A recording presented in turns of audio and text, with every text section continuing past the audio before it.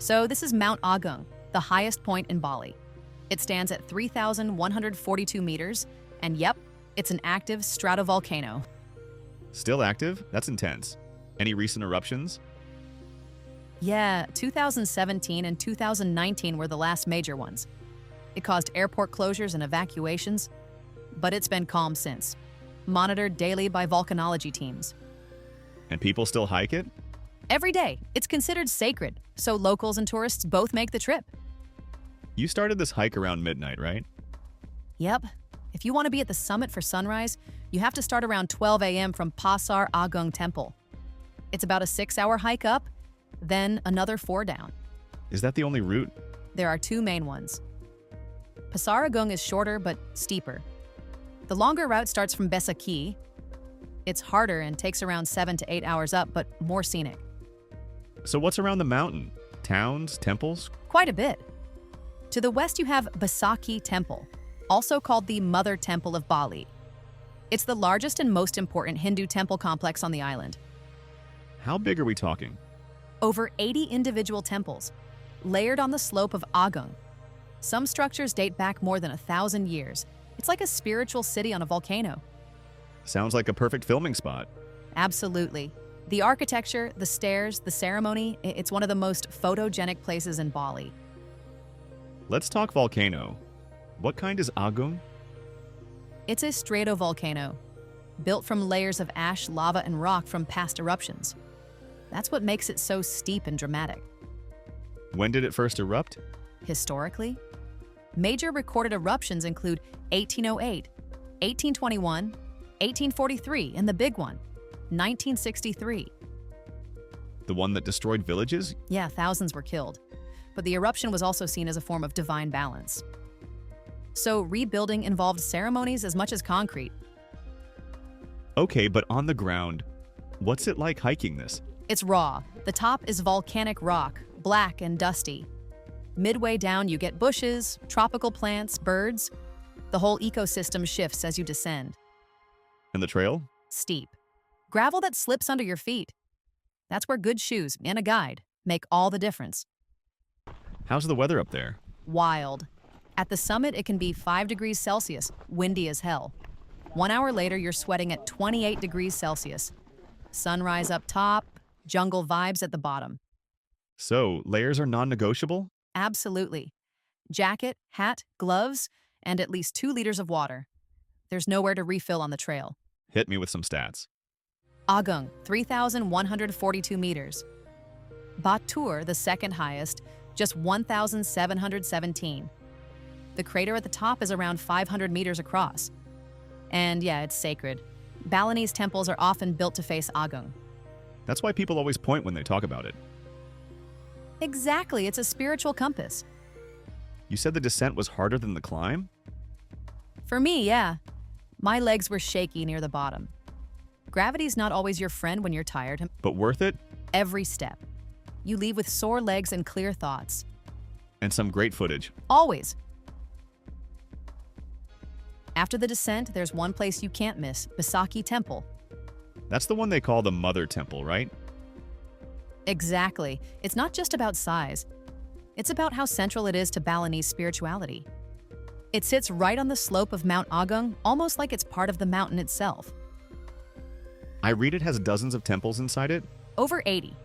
And some of them are more than 1,000 years old. The whole place is built in layers that rise up like a spiritual staircase. So it's kind of like climbing the mountain again, but through stone and ceremony. That's a great way to put it. During the big ceremonies, it's packed. People in white sarongs, carrying offerings, walking barefoot up the steps. Even when it's empty, the atmosphere must be something else. Totally. The fog rolls in from the mountain, incense floats through the air. Everything just slows down. And it photographs beautifully. I've seen shots of that light coming through the temple gates at sunrise. Unreal. Golden hour hits different when you're standing next to a 1,000-year-old shrine. But the cool thing is, there's more around Agung than just the temple. Like Sidemen Valley? Exactly. It's just an hour away, but it feels like a different world. Green hills, rice terraces, little trails through the forest. Super quiet. And Tirta Ganga too, right? That water palace with the koi ponds and stone fountains? That's the one. A former royal retreat. Now it's part photo spot, part chill-out zone. Totally worth a visit after the climb. After that kind of hike, I'd be ready for calm and color. Seeing the culture around Agung gives the climb a whole new meaning. Right, it's not just a volcano. It's part of life here. Sacred and dangerous and beautiful all at once. You climb it thinking it's about the view. But what sticks with you is the feeling. Exactly. Your legs are done, but your mind slows down in the best way. Like you've emptied something. And maybe filled something else. Wow, this route really has it all. Coastal breezes at the start, rice terraces, temples, and then suddenly you're climbing into cloud forests. You can actually feel the change in the air. Once you leave the main highway near Gianyar and turn north, it's like stepping into a different world. Those Tegalalang rice terraces are something else. That layered green is so perfect, it looks like it's been painted. And the locals are out working even early in the morning. It gives the ride this peaceful rhythm. Passing farmers, little shrines, dogs wandering the road. Yeah, then it shifts as you start heading toward Kintamani. More uphill, cooler, and the view opens up. You can spot Mount Batur to the left if the weather's good. That volcanic ridgeline just fills the frame. Then comes the descent into Sidemen. Tight curves, jungle on both sides, and then bam! Another rice valley opens up. Sidemen is like a hidden postcard. Less touristy, more authentic. You get the smell of wood fires and offerings as you pass by. And finally, that winding climb toward Pasar Agung. You'll feel your ears pop a little. The road narrows and you know you're getting close to something sacred. Yeah, and if you keep going past the temple, the road turns into this surreal slope through misty woods. Feels like you're entering a Studio Ghibli scene. By the time you reach the Pasar Agung parking area, it's almost silent. Just wind and birds, and sometimes temple bells. Not many people realize this trailhead is where the hardest part of Mount Agung treks begins. It's steep, cold, and takes serious effort. That's why the local guides deserve so much respect. They carry extra water, gear, even food for the trekkers. Some start at midnight to make the sunrise. And sometimes things go wrong. Hikers get altitude sickness or lose their way. And it's those same guides who lead the rescue efforts, often in the dark, barefoot or in flip-flops. Yeah, imagine hiking down a volcanic slope at 2 a.m., carrying someone who twisted their ankle.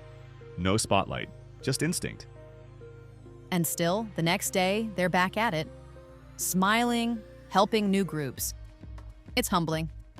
So even if you're not trekking today, just riding this road gives you a glimpse of that dedication and spirit. Plus, the road itself tells a story.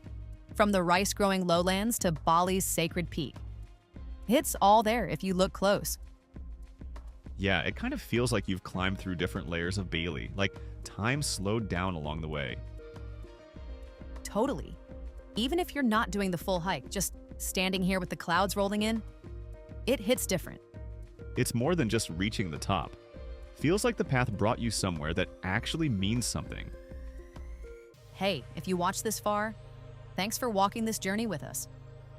Yeah, seriously. If you enjoyed the climb, drop a like or a comment. It really helps.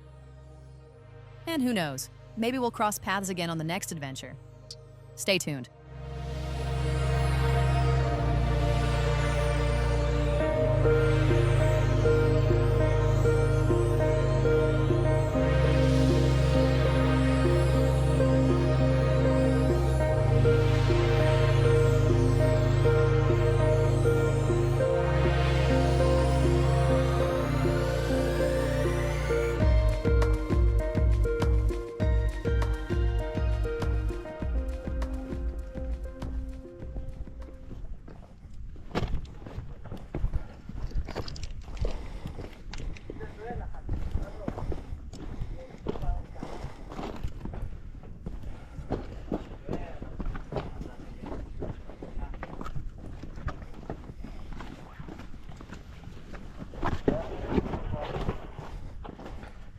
Hold rock, this hand on the rock.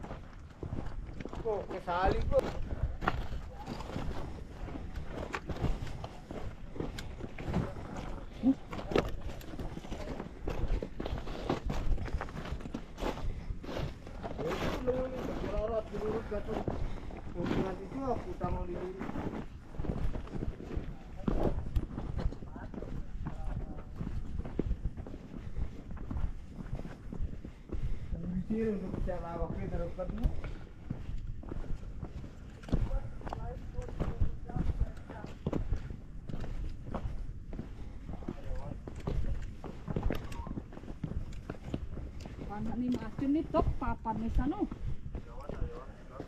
Oh pak, ini panak ni macam ni butok cara nanang ni. Waktu nanang. Sing ini sing. Gede nanang ni.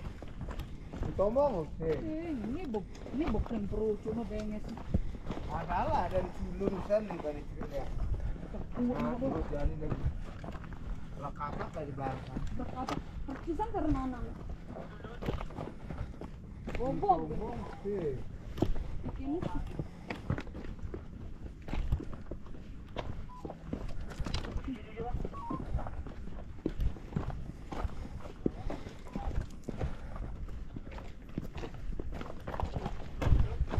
bisa cara nanang nih masan tua. Katanya si godo kan. Katanya si godo kan.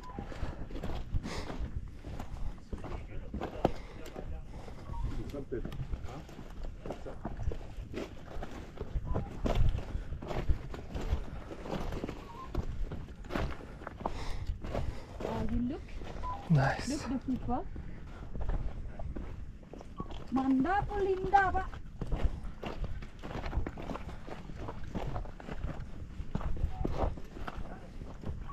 Amanda dan Amanda.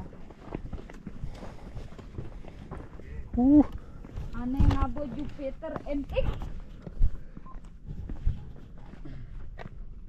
Aneh ngabo Jupiter MX pak mangku.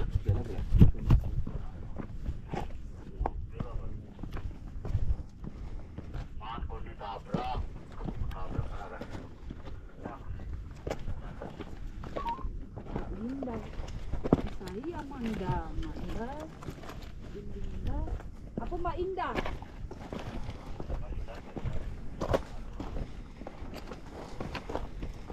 Oke, Mbak Indah. Ya nanti kita tuh pisang goreng saya sudah ready sama kacang begitu 20.000 mangku. Kacang apa kek?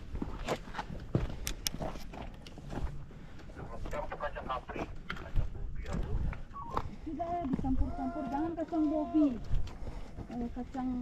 Kacang lempeng boleh ya 20.000 biar 50.000 tadi.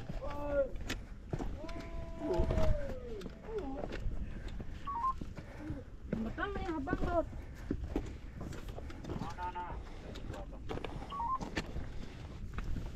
Aduh standby di situ in your warung.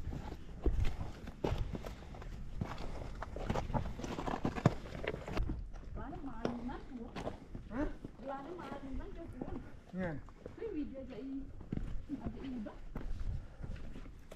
Mau jual weekend.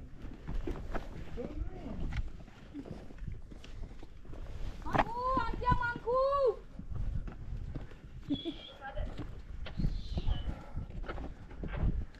Ini yakin anak lu nih lulut dong nih.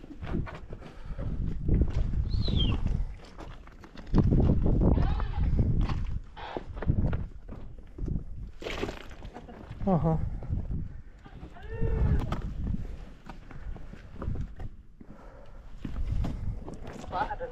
Pak maluin pak tamu nih jumplang pak. Bang ada nggak?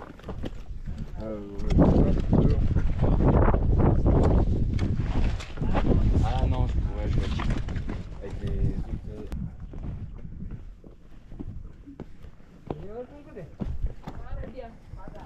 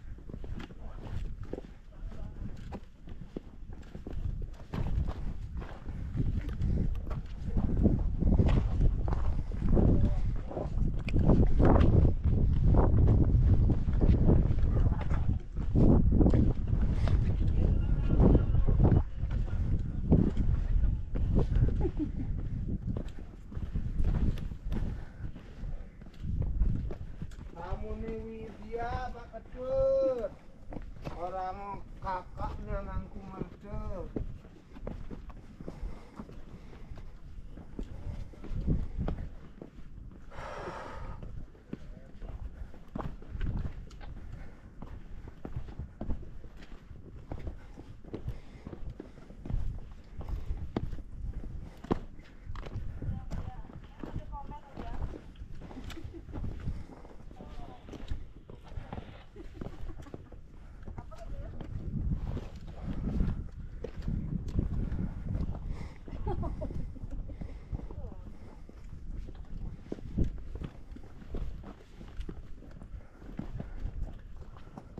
Ngomong-ngomong posisi ini dia mudia.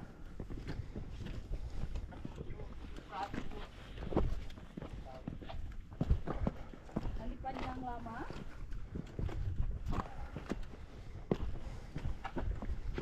Oh, bisa karyawan yang keluar paling dan paling.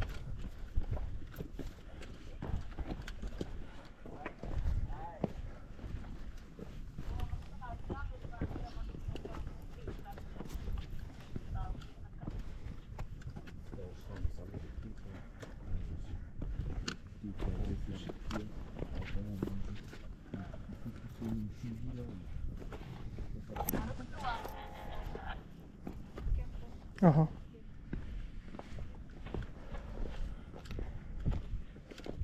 Udang, sedikit lagi udang.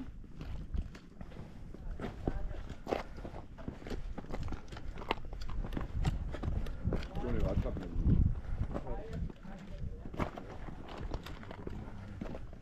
Pagil.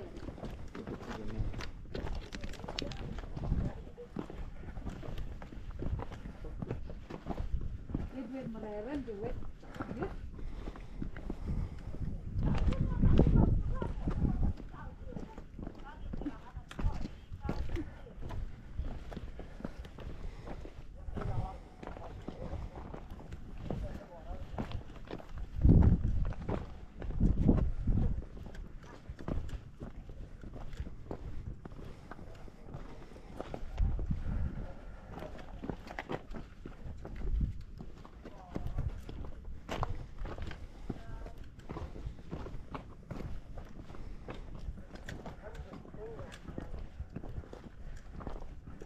Mana mungkin peralatan dari kita ini? Unit mana?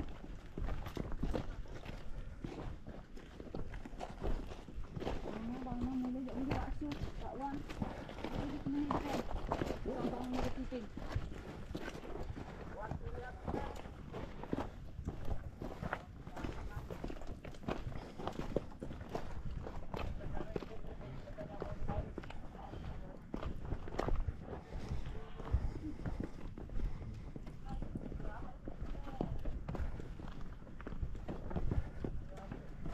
Widya mulai dari cucut. Kata oke kali ini. Siswa.